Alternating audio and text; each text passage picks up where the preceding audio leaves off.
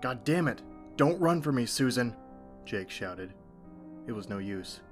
She would never be able to hear him over her incessant shrieks. He followed his wife through the house, pursuing her down each darkened corridor. All the while he gripped his shotgun firmly. "Stop, please," Susan begged. "Why are you doing this?" "Just let it happen," he called. "There's no way out now." At last, he had her cornered against their son's bedroom door. "You can't," she said between panting breaths. "You won't do it in front of the children, not when they're right there." Jake sighed. "Don't make this harder than it has to be." She began turning the knob. "Susan? Don't go in there!" Jake shouted. She didn't listen. She threw open the door, tumbled inside, and screamed. Jake followed, and found Susan trembling on her knees, weeping before the now familiar sight of their two children, or rather, what was left of them after the shotgun had done its work. "Why?" Susan called out. "Why are you doing this?" Jake came around slowly and lowered the shotgun's barrel to her forehead. "Because I need a do-over," he said, calmly. He pulled the trigger. At long last, silence fell over the house. For the first time since his early morning plan had been set into motion, Jake realized he was sweating. He was practically soaked. Adrenaline is a hell of a thing, he thought. Before heading for the shower, he traded his gun for his phone. Unfortunately, there was nothing yet from Lara, that sweet piece of ass he'd been having after-work meetings with. Oh well, Jake thought. It's early yet. I've got to play it safe anyway. Can't do anything suspicious. His shower was long and luxurious. He had so much time now, so much freedom without a family in the way. He stood there for a long time, just letting the water run over his neck, his back, his aching shoulder muscles. A loud, rapid banging startled him from his peace. What the fuck? He waited, motionless. The banging came again. Someone was knocking on the bathroom door. "Daddy?" came a muffled voice. "Are you done yet? I need to pee." Jake's chest tightened. He couldn't have heard that. There was no possible way. The banging came again. "Daddy? Please! I've got to go!" It was the voice of Alec, his oldest. There was no mistaking it. No, this had to be a trick. Somebody must have seen. They must be fucking with him. Jake didn't bother to rinse before stepping out of the shower and wrapping a towel around himself. He stepped towards the door as if it were a live cobra, swaying and ready to strike. He pulled it open, and there stood Alec, a strong and healthy 11-year-old. Jake felt the wind leave him as the boy pushed past, with a quick, "Thanks." He soon found himself on the outside of the closed bathroom door. Chills climbed over his wet skin as he stood there, stunned. It was then that another sound rose to his ears. "Eat your breakfast, honey," Jake heard from the kitchen. "You don't want to be late for school." "I don't like this cereal," came another voice. "Well, it's what we have right now." Jake rounded the corner and stepped into the kitchen. Damien, his youngest, sat at the table, stabbing at his Cheerios with a spoon. His wife stood at the counter, slathering peanut butter onto a slice of bread. Susan looked up and scrunched her face. "Jake," she scolded, "what the hell are you doing?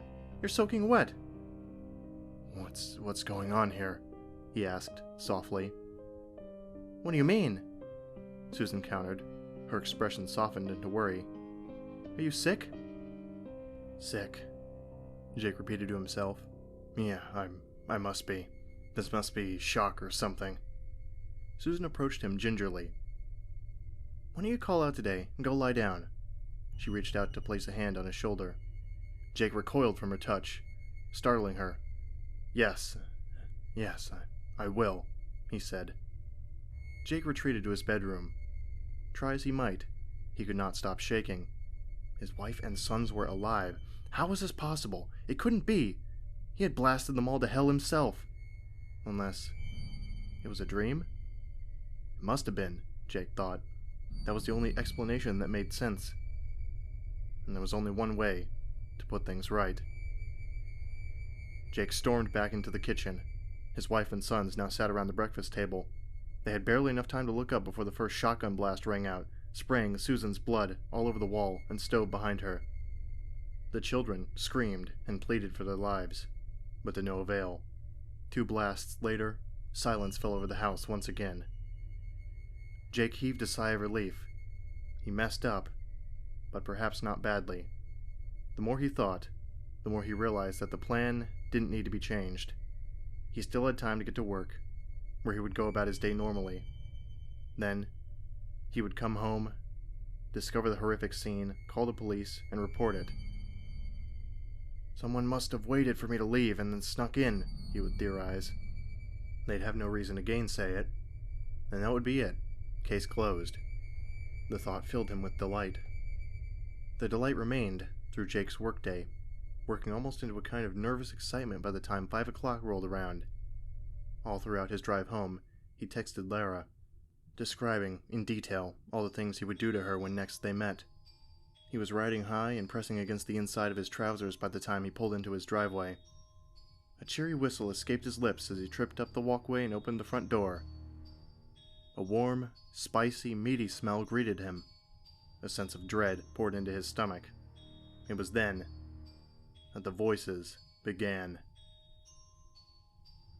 "I'm the best at drawing dinosaurs," said one child.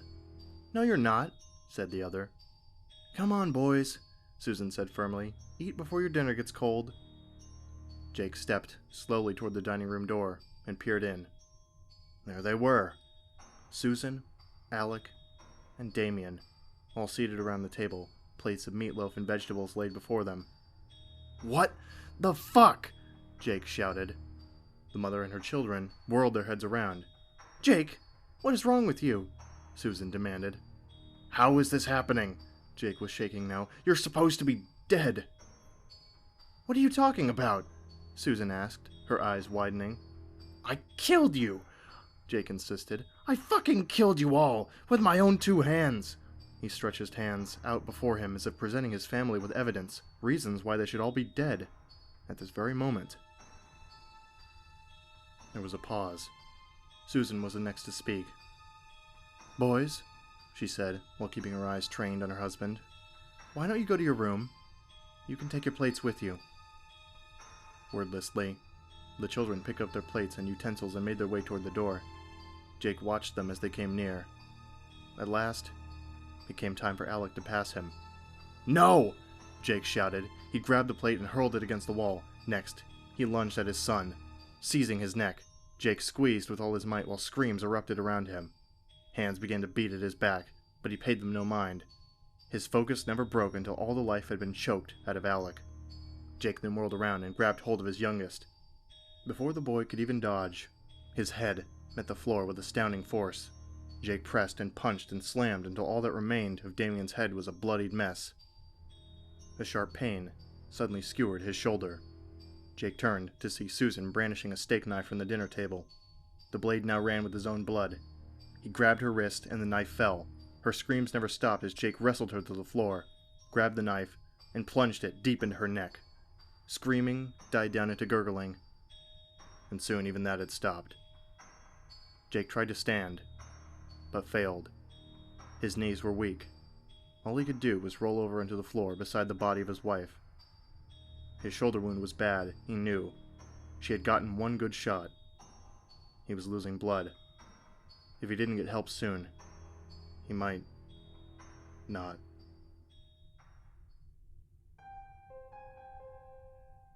The steady beep of a heart monitor was all Jake could hear.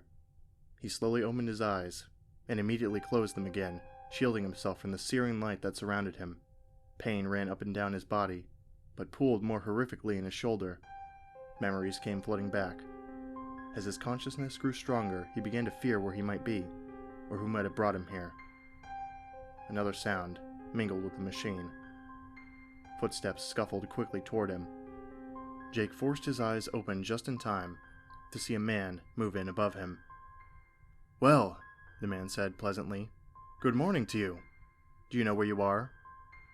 "No," Jake croaked out. His voice was a hoarse whisper. "That's okay," the man said with a chuckle. "You're in the hospital. You had quite a hard time of things, it looks like." Hospital? Jake repeated. Fear now seized him fully. Who had brought him here? The police? The man smiled down at Jake's agitation. Hey there. Relax. You're gonna be okay. Besides, there's someone here to see you. She's a very pretty lady. Lady? Lara? Calmness washed over Jake as the man left the room. If Lara was allowed to see them, then the police could not have been the ones to admit him.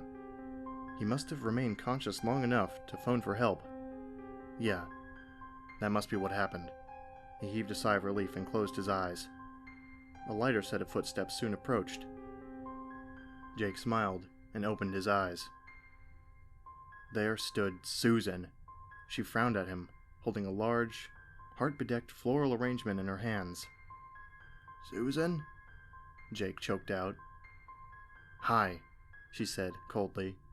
She set the flowers down on a nearby table and kept her eyes focused on it. So, this thing is apparently a gift? From a woman? Someone by the name of Lara? She turned and made eye contact with her husband. He felt the bile rise in his throat. Jake, Susan said, is there anything you want to tell me?